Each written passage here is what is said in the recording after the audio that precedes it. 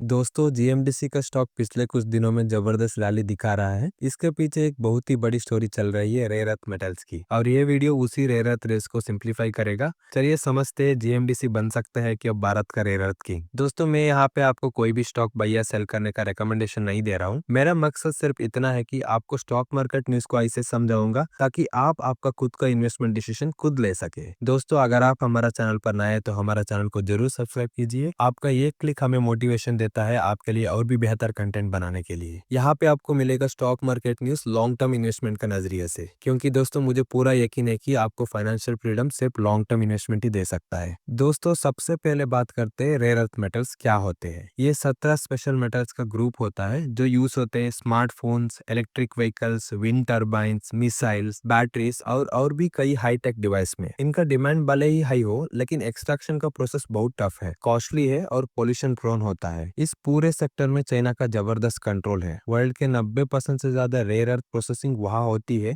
क्योंकि उनका production cost low है और इंफ्रास्ट्रक्चर भी रेडी है और गवर्नमेंट का सपोर्ट बहुत ज्यादा है। लेकिन मई 2025 में चाइना ने कुछ रेयर अर्थ मटेरियल्स के एक्सपोर्ट रेस्ट्रिक्ट कर दिए। इसमें उन्हें दुनिया भर को शॉक दे दिया और तभी से भारत की गवर्नमेंट ने भी सीरियसली प्लानिंग स्टार्ट की अपना रेयर अर्थ रिजर्व डेवलप करने का। इस प्लानिंग में एक स्ट्रॉन्ग प्लेयर सामने आया, GMDC, Gujarat mineral development corporation, जो गुजरात सरकार की एक पीएसयू है और मिनरल्स के एरिया में पहले से एक्टिव है। अब जीएमडीसी को कुछ इंपॉर्टेंट ब्लॉक्स में रेयर अर्थ माइनिंग के लिए एक्सप्लोरेशन लाइसेंस मिल चुका है और कंपनी ने बोला है कि वो रेयर अर्थ एक्सट्रैक्शन पर काम स्टार्ट कर चुके हैं। अगर ये प्रोसेस सक्सेसफुल रहा तो जीएमडीसी भारत के लिए एक स्ट्रैटेजिक एसेट बन सकता है। दोस्तों, शॉर्ट टर्म में जब भी ऐसी बड़ी न्यूज आती है, स्टॉक का प्राइस तेज चढ़ जाता है, लेकिन उसके बाद अक्सर कंसोलिडेशन होता है और अगर ग्राउंड पर काम सही चला तो स्टॉक वापस उठता है।